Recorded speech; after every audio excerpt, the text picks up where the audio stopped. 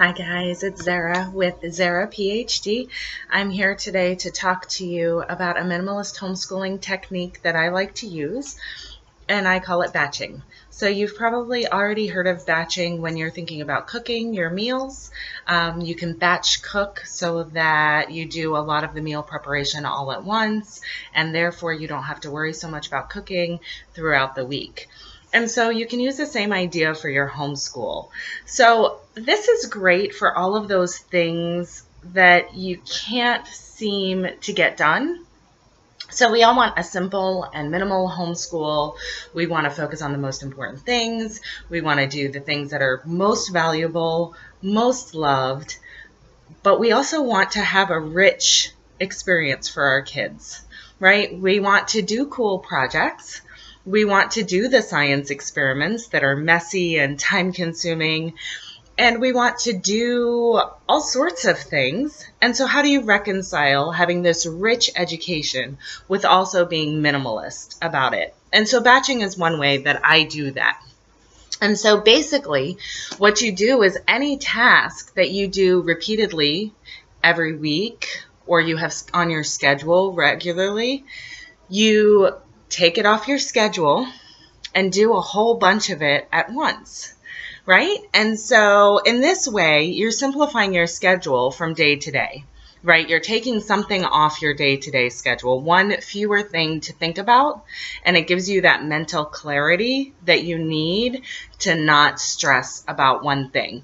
And one of the best things to batch are the things that you're dreading, the things that you procrastinate on, the things that require a lot of supplies or preparation or setup or time. And as a result, you put them off. They don't get the time that they need because maybe they're bound by all the other things that you have going on those days. And so anything that fits that description that you're feeling like you're just not getting to as often as you would like is a great option for batching, right? It's great for all of those cool projects you see on Pinterest, but you never really have the time to get them done. And I'll give you some examples about specific subjects and how to batch them as I go on in this video. But I really want to impress on you right now the benefits of batching. So not only have you now taken something off of your daily to-do list, which simplifies your daily schedule, but you now can take those items and do them really well. So the idea is now you're going to set aside a specific amount of time. So in our house, we call them in-home summer camps. So we do them at the end of the year. And that's great because a lot of times it can be a review for what we've studied via books or textbooks throughout the season or throughout the school year. We'll do this in-home summer camp, and we will do all of one thing for a certain number of days. And you can decide how many days you need to do all those things you've been wanting to do. So obviously these are still school days, and instead of trying to fit in another subject every day or every week throughout the school week, throughout the school year, now you're going to lump them all together and you're going to do them intensely for a week or 2 or 3 days or 10 days or whatever works for your family. And you are going to be able to deep dive into that subject for that amount of time. So instead of that subject now being constrained by everything else you have going on each day, you can really focus on that subject and do all the cool things that you've been wanting to do without making your life crazy throughout the rest of the school year, without carrying that guilt of feeling like I'm not getting it done, right? So you get that mental clarity of knowing, you know what, it's going to get done. So you're not sacrificing any part of your child's education. You're rearranging how you schedule your child's education.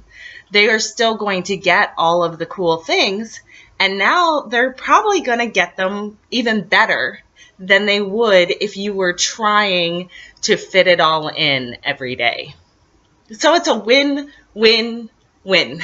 You're simplifying your schedule day to day. You're not sacrificing any of the cool things you want to do, and you're able to do those things a little bit better than you normally would if you were trying to fit it all in. Okay, so that's how it works, and that's how it is awesome. Now, obviously, I'm talking about things that are more enrichment type subjects. So I wouldn't do this in our home for math or reading or phonics or writing or spelling. These are things that benefit from daily routine review and growth. So these are going to be subjects that you want to dive into because they're really interesting. They're not foundational subjects, they're enrichment, but it could be anything. So the reason I feel like this is okay is because when I was in 8th grade, I did a 2-week summer camp. It was an intensive camp on etymologies. And etymologies is not about insects, it's actually about word roots. So for 2 weeks, I learned Latin and Greek word roots, prefixes, suffixes, and it really helped then with vocabulary. And I knew I wanted to go into science, so that really helps with understanding scientific terms. So for 2 weeks, we would have lectures like 3 or 4 hours a day, and we'd have 2 hours of study hall where we had to make flashcards and review everything we learned during the day. And we did that for 2 weeks. And it was actually fun because we were with a bunch of other kids our age. We had plenty of free time because that was really only 6 hours of really intensive studying. And then we had the rest of the day for activities and lunch together and dinner together and all of those good things. And then I did it a second summer for Introduction to Psychology. And again, it was 3 or 4 hours of lecture. We had our textbooks. We had 2 hours of study hall. And I'm not suggesting that you need to follow that format for your in-home summer camp. And I'll show you how we are doing it right now and later in this video. But what I am saying is that you can apply this to pretty much any subject. So you can choose liberal arts subjects. You can choose those things. You may really want your kids to learn word roots. Have you ever thought about really doing an intensive 2 weeks just on Latin and Greek word roots, prefixes, and suffixes? Maybe you have a middle schooler who you want to prepare for the ACT or the SAT, right? These are things that you can learn intensely. Clear up your schedule for the rest of the year. Have a little fun learning it. And the sky's the limit. You can really choose any subject.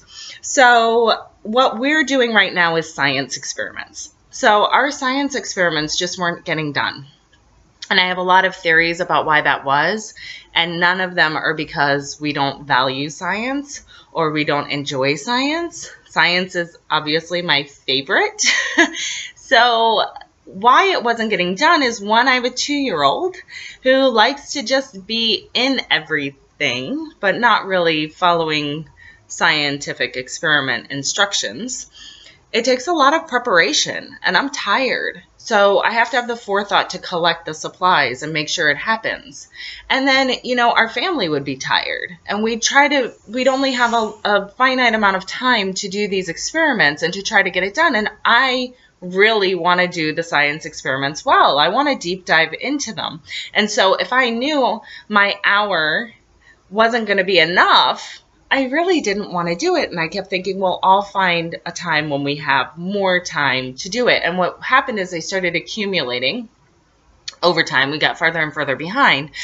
And so now what we do is, when the weather is nice, we do our in-home science experiment camp. And so we read the text throughout the school year, or do student-led exploration for science topics that my kids are interested in, depending on their ages.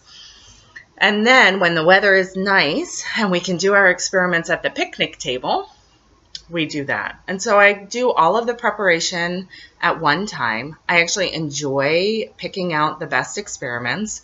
I enjoy then getting all the supplies. Cleanup is much easier because we can do it outside at the picnic table. The little ones are happier because they can just go play and run around whenever they get bored. And it's exciting for my kids, right? So these school days are different and they're new. And that's another benefit of batching. When you're trying to just get the things done and checked off every week and your weeks are all the same, it feels tedious.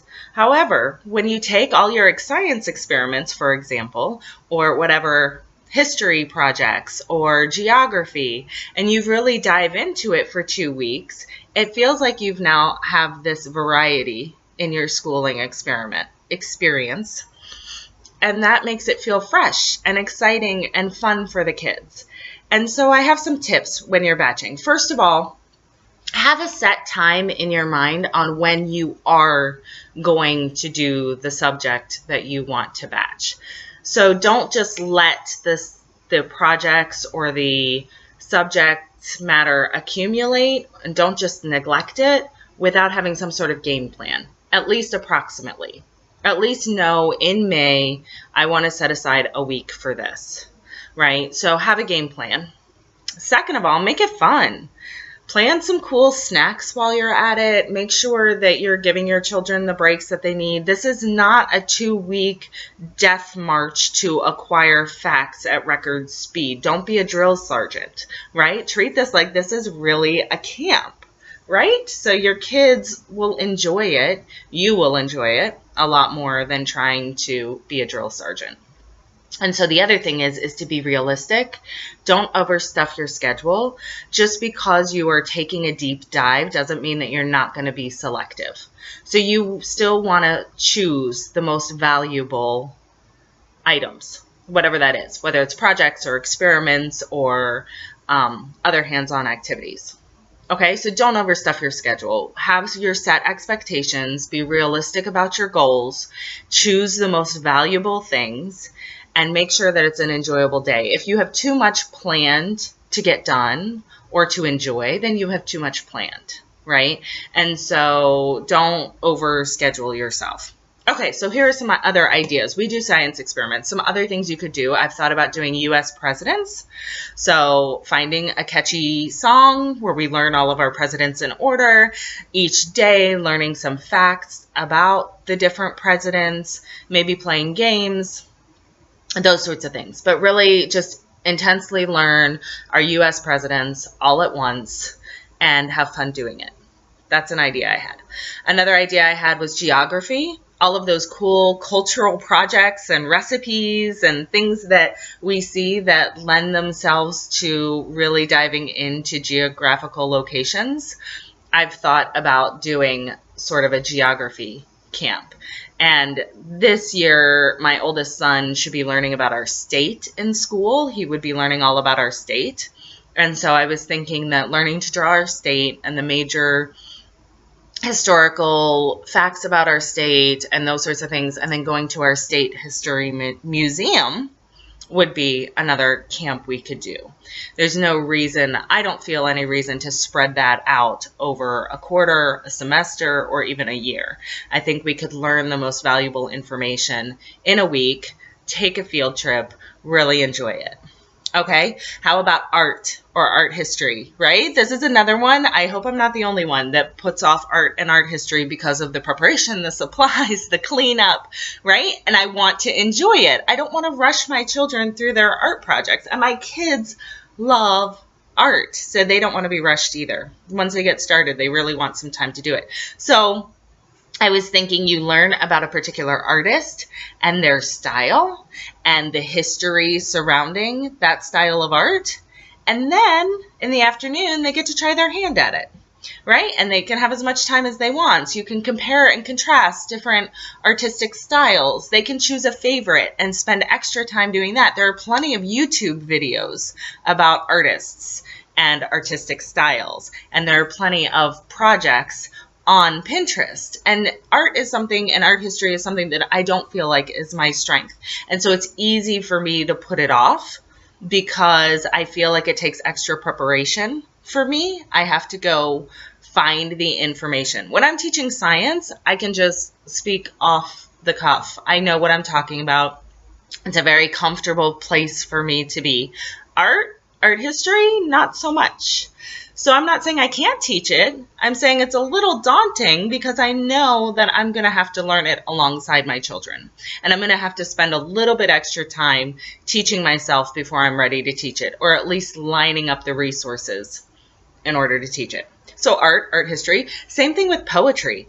And it doesn't have to be a whole week at the end of the year. What if you did a 1-day poetry intensive each quarter? Instead of beating yourself up about doing poetry every day for a quarter, what if one day you said, we're going to learn about this poet. We're going to immerse ourselves in their work. We're going to read a lot of examples of their work. We're going to talk about what we like, what we don't like, their style, the different literary elements involved in poetry. And then we're going to go find a really inspiring place to sit. Here's your poetry journal. Try your hand at it. At the end of the day, we will share if we want to share what we came up with, right? And so you could just do a poetry intensive, and that way you don't have to include it every day or every week on your schedule. I know that your kids are still really getting to experience that richness in an education. And the other thing would be history, and I put this on here because there are so many cool history projects, right? The hands-on projects, the recipes, the different things you can do to solidify history. And I think that would be a really fun review at the end of the year to do all those hands-on projects at the end and talk about what my kids remember from what we learned during the year. So those are just some ideas of how you can batch the things that just aren't getting done. And you can do more in your homeschool while simplifying your homeschool, and you can do those things even better than you might have done them if they were in your everyday schedule. So I love this. I love this for me. It really helps me. I can focus on the foundational things throughout the year. I can focus on reading text, reading living books, really teaching the subjects, and then we can do all the hands-on fun things as this in-home camp, otherwise known as batching. So that's my idea. It goes with the 24th mindset hack from the book, which is minimize how you teach to maximize effectiveness. So it is possible to sort of do more while doing less.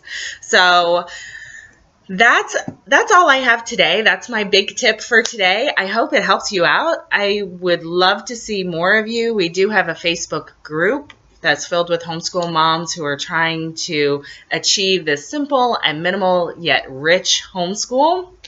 That's on facebook.com/groups/minimalist homeschooling Zara. I also have a page where I post things like new videos, new blog posts, all of that good stuff, funny memes. So you might want to also join us on that page. Go like the page. That's just facebook.com/minimalist homeschooling. And I have the book on minimalist homeschooling, which is a step-by-step guide for designing your own minimalist homeschool. It includes worksheets, and it will get you started on really having an intentional education for children at every age. And that's available on Amazon. It's called Minimalist Homeschooling, a values-based approach to maximize learning and minimize stress.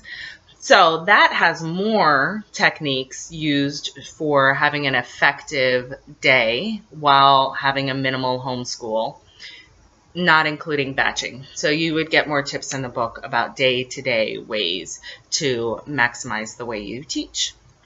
All right, I also have a newsletter. It's called Simple Advice. You can find that on the blog. The blog is www.zaraphd.com. That's just ZARAPHD.com. And Simple Advice, you'll see a little link for that on the page when you go there. And I blog there. So you also want to check that out and read up on all of my other minimalist homeschooling blog posts. You'll find them there. That's it. I hope you guys have a great day, and I'm wishing you all of the simple things. Have a good one. Bye-bye.